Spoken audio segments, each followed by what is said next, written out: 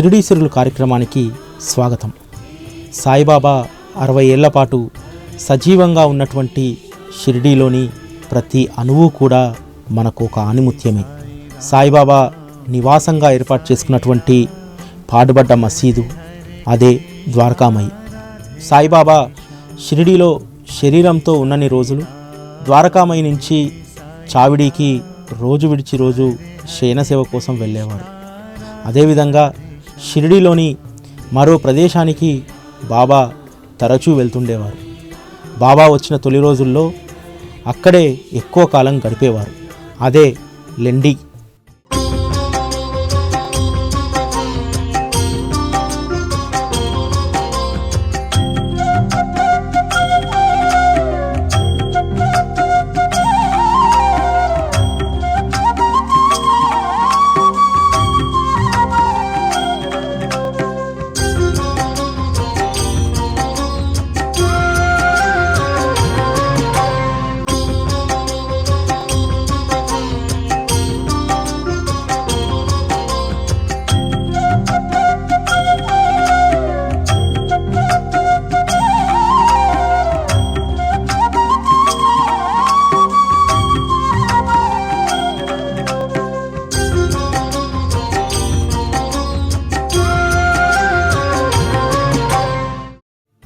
షిరిడీలో రోడ్డుకు దగ్గరగా ఉండేటువంటి ఒక తోపును లెండి తోపు అనేవారు.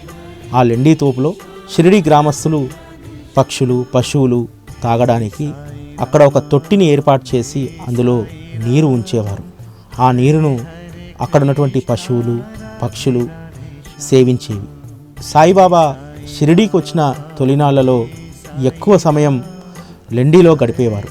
పక్షులు, పశువులు తాగినటువంటి తొట్టిలోని నీళ్లను సాయిబాబా స్వీకరించేవారు. దీనిని చూసిన షిరిడీ గ్రామస్తులు సాయిబాబాను షిరిడీలోని మంచినీళ్ళ బావి వద్దకు రానిచ్చేవారు కాదు. అయినప్పటికీ బాయిజామా కుమారుడు తాత్యా కోతే పాటిల్ వీరు బాబాకు కావలసినటువంటి నీరును అందజేసేవారు.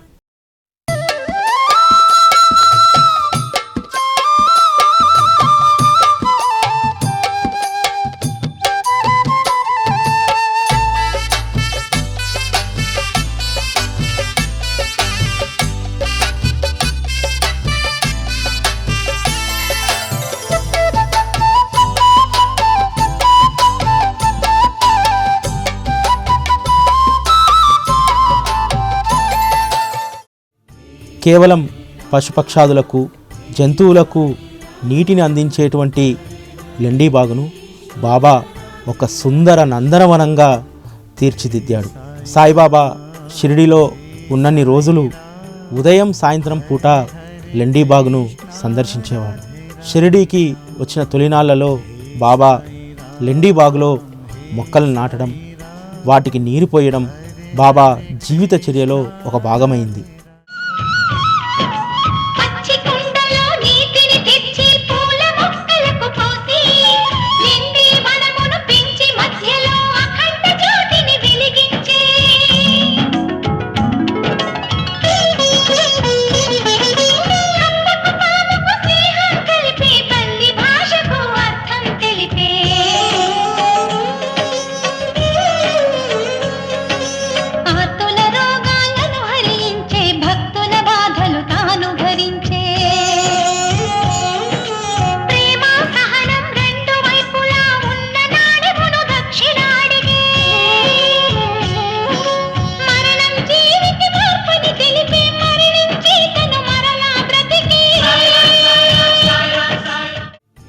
షిరిడీలో ప్రస్తుతం మనం చూస్తున్నటువంటి ఈ లెండిబాగులో ఏపుగా పెరిగిన వృక్షాలు సాయిబాబా స్పర్శ తాకినటువంటి వృక్షాలు.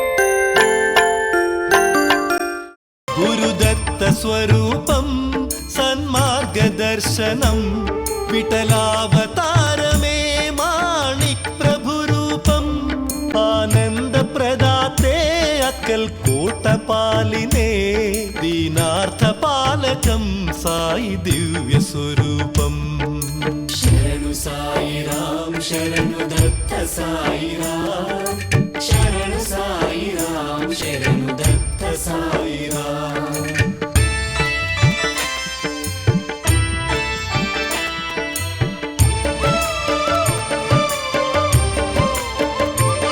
నిత్యాన్న ప్రదాతం సాయి యాచక రూపం నిరతాగ్నిహోత్రం ధుని ప్రజ్వలనం ప్రసన్నవదన నిరతానందవర్ధన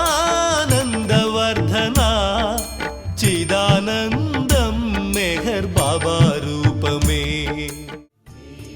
ఈ లెండీబాగ్ వృత్తాంతాన్ని ఒకసారి మనం పరిశీలించినట్లయితే 1910లో బొంబాయి హైకోర్టు న్యాయవాది మేరేశ్వర్ ప్రధాన్ షిరిడీకి వచ్చారు. బాబా అతనిని 8 రోజుల వరకు షిరిడీ నుండి వెళ్ళనివ్వలేదు. ఒక గురువారం నాడు మధ్యాహ్నం బాపు సాహెబ్ జోగ్ ప్రధాన్ బాబాకి పాదాలొత్తుతున్నారు. అది మే నెల. ఎండలు విపరీతంగా ఉన్నాయి. ఉన్నట్టుండి బాబా హఠాత్తుగా లేచి నిలబడి ప్రధాన్తో తమ్ముడు నాతో రా అని అంటూ వడివడిగా బయటకు నడిచారు. జోగ్ ప్రధాన్లు వారిని అనుసరించారు. సాయి ఒక రావి చెట్టు కింద నిలబడి తన జేబులో నుంచి గుప్పెడు ధాన్యపు గింజలను తీసి ప్రధాన్ చేతిలో ఉంచి లెండీ తోటలో చల్లి రమ్మన్నారు. ఆ తర్వాత బాబా ఆ ధాన్యం మీద తాను కొన్ని నీళ్లు చల్లి అక్కడ గుమిగూడిన వాళ్ళందరి చేత నీళ్లు చల్లించారు. తర్వాత అందరితో కలిసి మసీదుకొచ్చారు. బాబా అలా ఎందుకు చేశారో ప్రధాన్తో సహా అక్కడెవ్వరికీ అర్థం కాలేదు. కానీ ఈ సంఘటనతో ప్రధాన్ మనస్సు ఆ స్థలమును కొని బాబాకు సమర్పించాలనే కోరిక తర్వాత కాలంలో నాటుకుంది.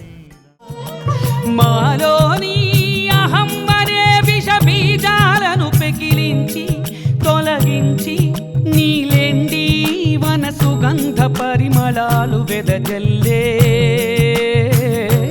నీవు ప్రతి ఇంటా కొలువవ్వాలి సాయి నీవు ప్రతి ఇంటా కొలువవ్వాలి సాయి.